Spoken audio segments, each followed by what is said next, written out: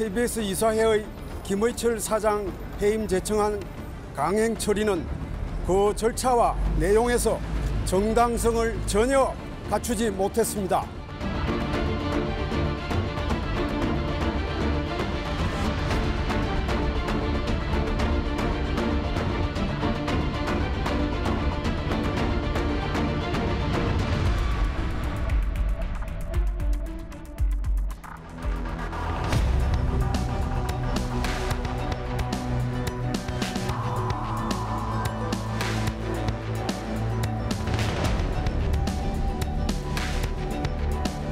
가짜 뉴스를 고의로 기획하고 시나리오를 만들고 행동하는 이런 매체에 대해서는 저는 폐간을 고민해야 된다. 없애버려야 된다. 그것이 바로 원 스트라이크 아웃의 최종 단계입니다. 네.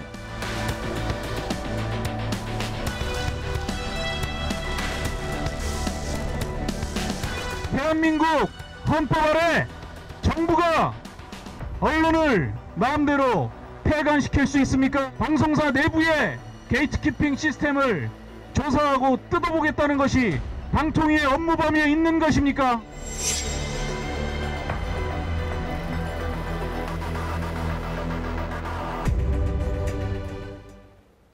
예, 보신 대로 요즘 언론계가 많이 시끄럽습니다. 논란 속의 인물이었던 이동관 방통위원장이 임명됐고 어제 KBS 김희철 사장이 예상대로 해임됐습니다. MBC 사장에 대한 교체 움직임은 법원에서 제동이 걸린 그런 모양새입니다. 김만배 허위 인터뷰 의혹이 계기가 돼서 언론사들에 대한 규제나 단속은 더욱더 강화될 것으로 그렇게 예상이 되고 있습니다. 지난번에 저희가 여당 국민의힘 홍석준 의원과 인터뷰를 했었는데 오늘은 한국기자협회 김동훈 회장과 이야기를 해보겠습니다. 어서 오십시오. 예, 안녕하세요. 예, 반갑습니다. 바로 얘기를 하죠. 어제 KBS 이사회가 예상대로 KBS 사장에 대해서 해임안을 통과시켰고 대통령이 바로 오후에 재가를 했습니다. 그렇죠. 예. 요즘 일련의 어떤 상황들을 보면 그야말로 이제 언론계에 광풍이 몰아치고 있다 이런 느낌을 지울 수가 없고요. 정말 군사작전 하듯이 딱딱딱 정해진 시나리오에 의해서 밀어붙이고 있는 그런 모습을 좀 저희가 볼 수 있습니다. 예. 김희철 사장의 해임 사유를 보면 그야말로 짜맞추기, 쥐어짜기식, 뭐 방만 경영이니 또 뭐 불공정 방송이니 또 지난번 그 수신료 분리 증세에 대해서는 그걸 방기했다. 사실 정권에서 추진하던 것 아닙니까? 김희철 사장은 거기에 대해서 어떤 뭐 입장이 없었는데 이렇게 보면 어쨌든 간에 이 해임을 위한 해임, 그러니까 어떻게든 뭐 쥐어짜기식으로 해서 해임을 하겠다는 보는 시각에 따라서 다를 수 있는 사안을 가지고 해임을 밀어붙였다 이렇게 볼 수밖에 없습니다. 예, 그 김희철 사장은 전 사장이 됐죠. 이제 전 사장은 법적 대응을 지금 예고하고 있는 상태고 그런데 이제 MBC의 경우에도 아무래도 그 이사장 교체를 통해서 경영진 교체까지 가는 그런 수순을 밟는 게 아니냐라고 예상을 했었는데 마찬가지로 그런데 법원에서 이제 제동이 걸렸단 말이죠. 근데 법원 판단이 그 MBC 이사장과 KBS 이사장에 대해서는 정반대로 나와서 MBC의 경우에는 경영진 교체가 당분간 불가능해 보이는데 그렇습니다. 이렇게 좀 엇갈린 판단이 나온 건 어떻게 좀 보십니까? 사실 행정부의 판단을 사법과 뒤집기는 어렵거든요. 그리고 과거의 전례도 보면 사실 공영방송 사장이 해임됐거나 이사장이 해임됐을 때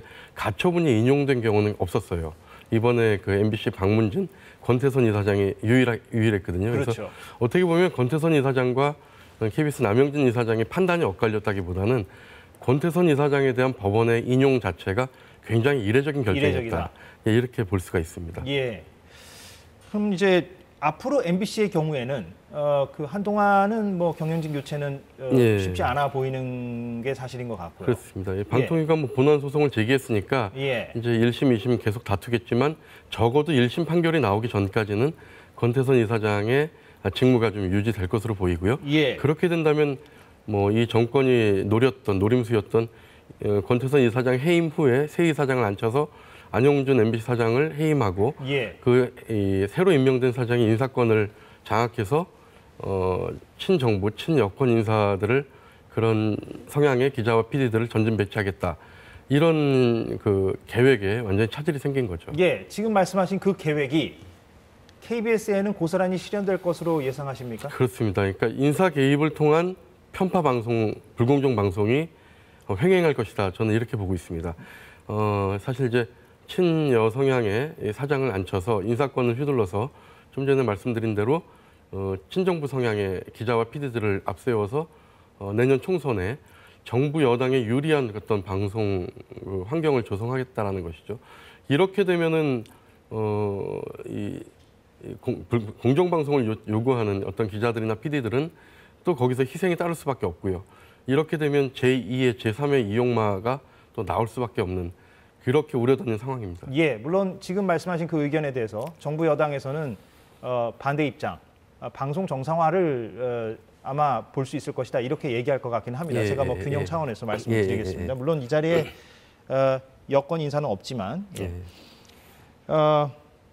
그래서 사실은 이제 궁극적으로는 공영방송 사장의 임기를 보장하는 어떤 제도적인 대안, 입법이 필요한 게 아니냐 이런 문제점이 사실 어제 오늘 얘기는 아니고요. 예, 그렇습니다. 그래서 지금 이제 국회에 그 방송산법 개정안이 지금 올라가 있는데, 예, 그렇습니다. 이걸 왜 진작 만들지 못했냐라는 민주당에 대한 비판도 한국기자협회는 한 바가 있고요. 그렇습니다.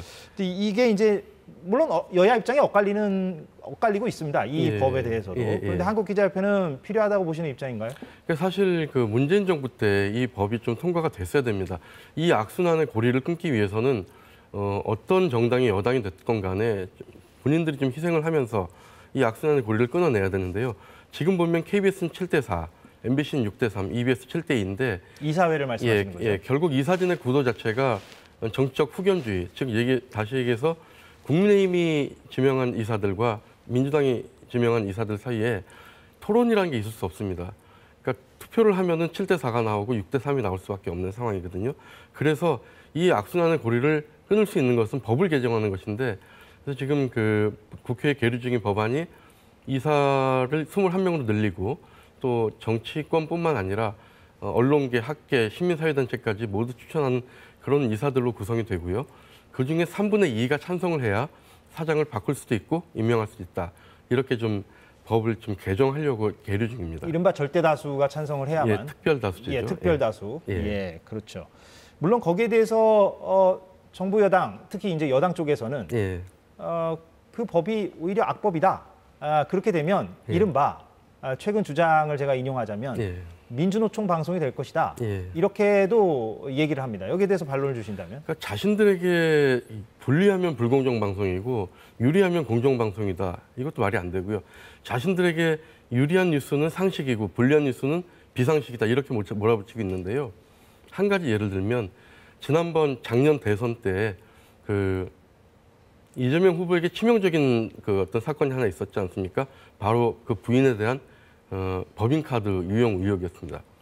그 보도 어디가 있죠? KBS가 있습니다. KBS가 있습니다. 공영방송 KBS가 있습니다. 이 보도는 사실 이재명 후보 측에는 치명타가 됐었거든요. 24만 표 차이였으니까요.